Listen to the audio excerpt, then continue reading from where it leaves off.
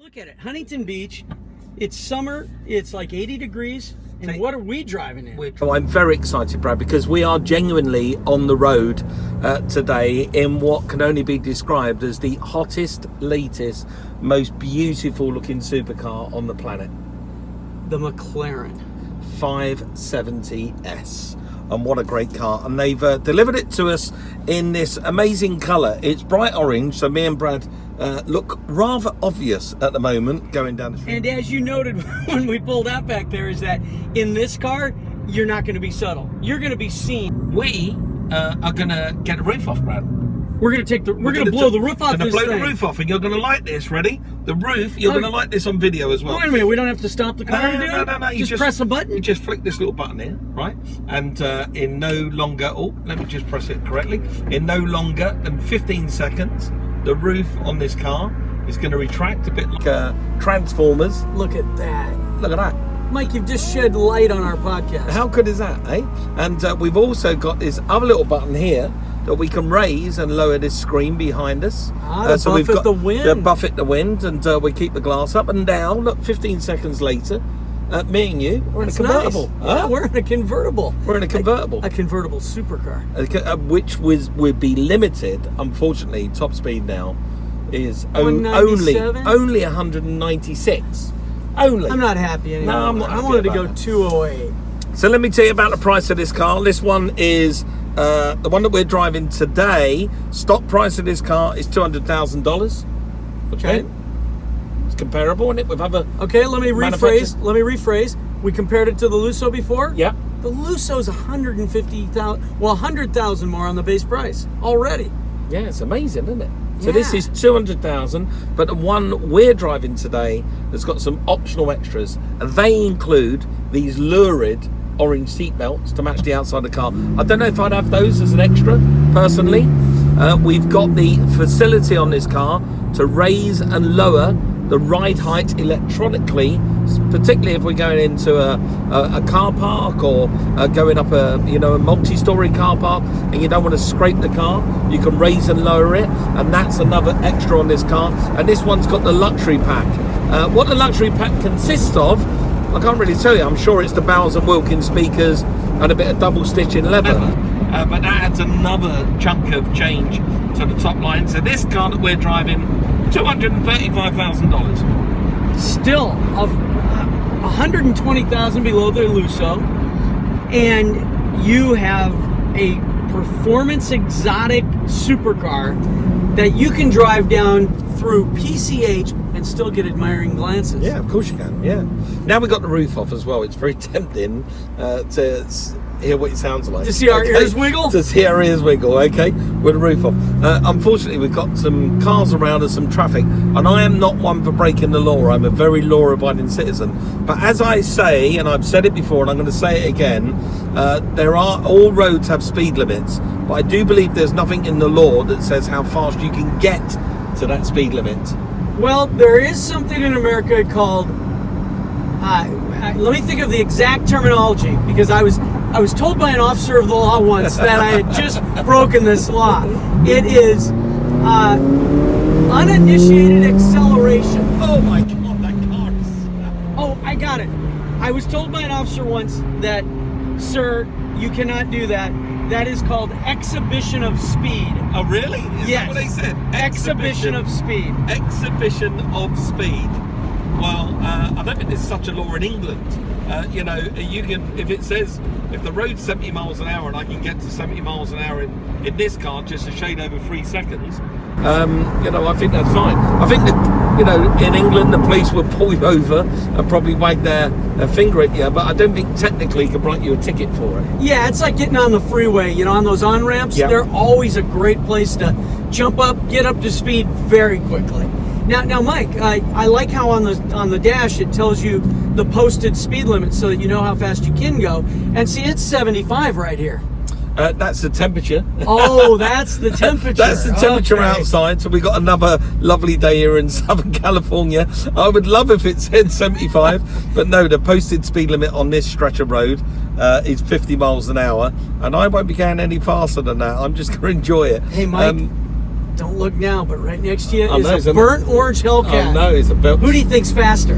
Well, actually, fastest accelerating car on the planet, isn't it? I know. Yeah. But The Demon is. The Demon is. That's just the Hellcat. It's slower. Yeah, that's the slow one. That's the poverty spec car.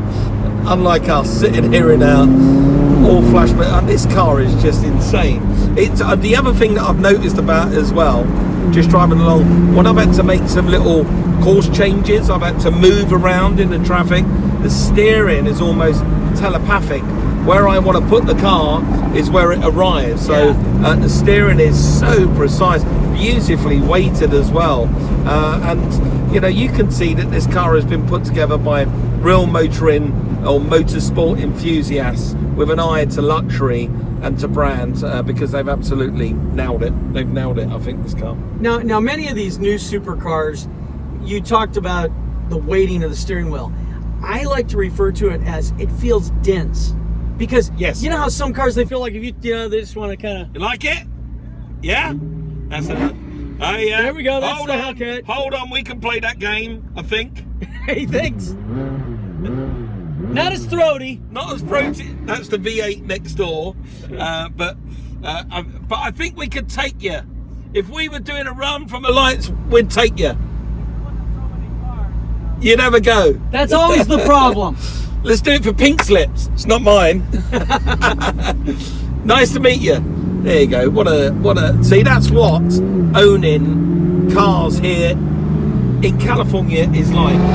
Oh, that sounds good. That does sound good. Yes. So that's nice. So you just got a little bit of live there, people, of what it's like to be out here in Southern California. Wherever I'm driving out here, whether I'm in my little Porsche 911, whether I'm just cruising on the way to work, you'll always get somebody that gives you a thumbs up and a smile, and people are very willing to talk about cars with you. But yeah, that's a cool looking car that guy's got. Very cool. So, what do you think then, Brad? Do you love it? I do. I mean, there wasn't a question that I was going to love it. From the day we walked into that McLaren dealership in Newport Beach, you look at them all, you look at the colors, you look at everything, but McLaren has that distinctive shape and line to it. You know, so you look at Lamborghini and they're crisp and they're harsh, and Ferrari is refined. McLaren looks like it's been in a wind tunnel, and they kept going, okay, let's just scrape a little more off here, and then they stood back and said, okay, now let's mold it a little bit so it looks perfect. Now, people often ask me, what makes a classic car and when is a car a classic? And it's a really tough question to answer, because classic cars basically are a car, I believe, that has some kind of fan club, some kind of users group. People gather and meet up to look at each other's cars and admire each other's cars. That's when a car starts becoming into a classic. Most of the classic cars out there today, especially in the supercar realm, have heritage. Yes. Now, heritage is a big word, because you've got the likes of Porsche, Ferrari, Lamborghini, Jaguar. All these companies have got a huge heritage that they can tap into in terms of their past. How does that sit with a manufacturer that's only been manufacturing cars for just over 20 years to the public? Well, I think that McLaren, they can honestly put their foot into that arena because of the fact that they have that racing heritage.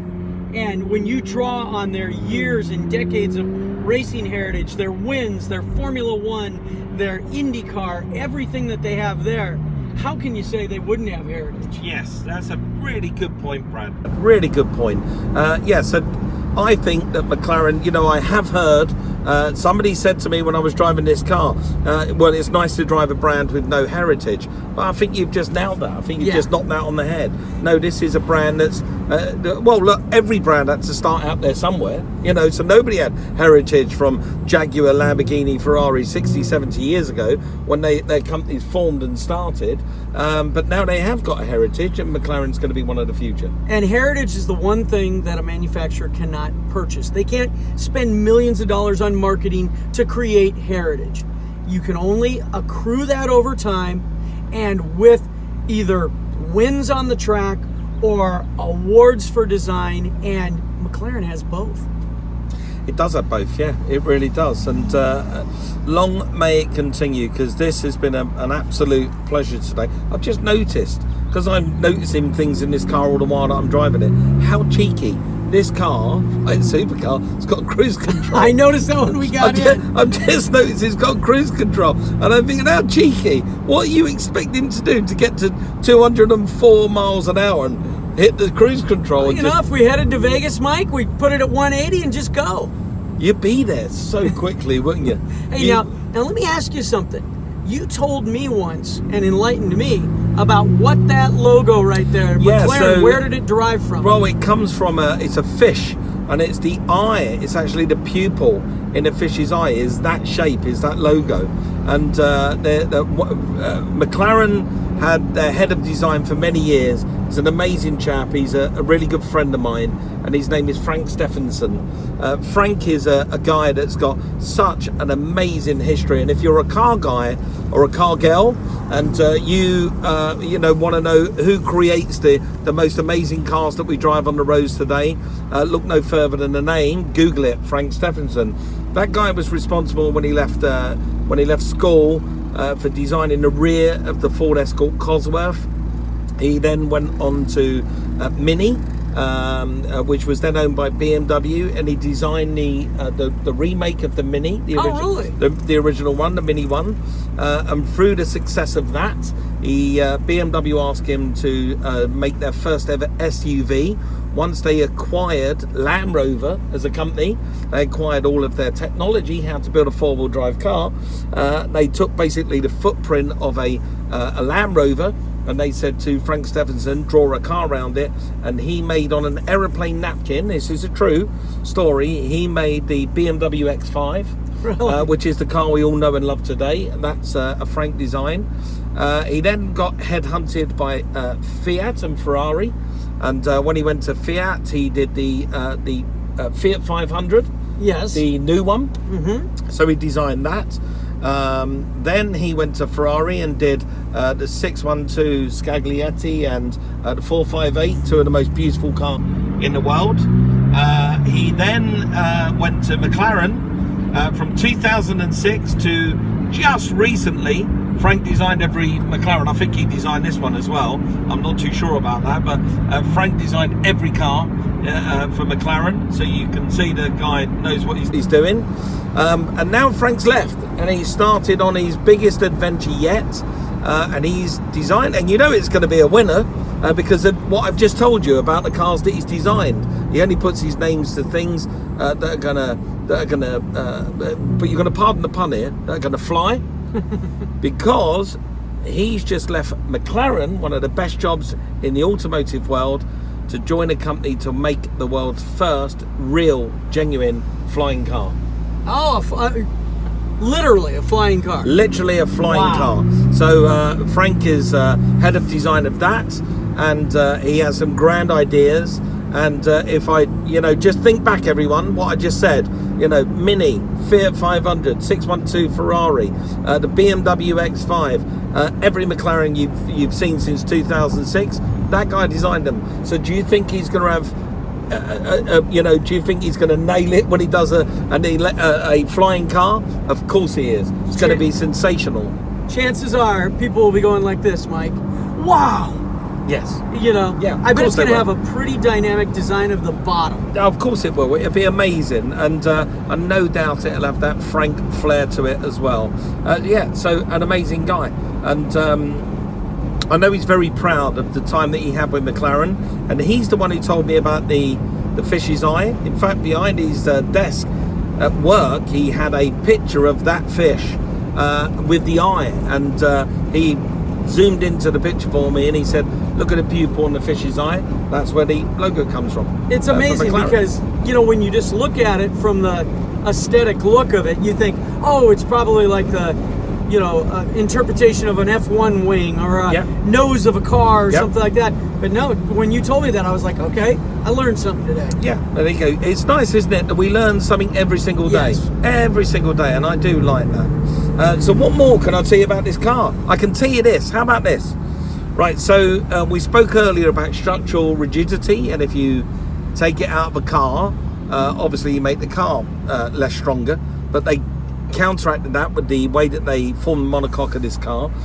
They built the car as a convertible first, and then added the coupe roof after, the spider so that roof. they could ensure the rigidity of the car, and then yeah.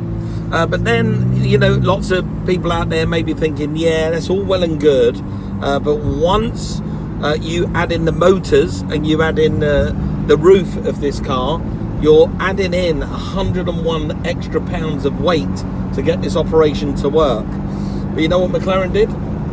added more horsepower? Nope, they put that weight right in the centre of the car.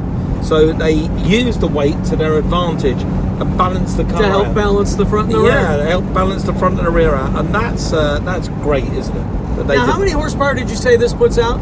I don't want to say because it's rude. I think it's rude. I think the easiest way to say, because somebody always says to me, how many horsepower has that car got? You know the best answer? Lots.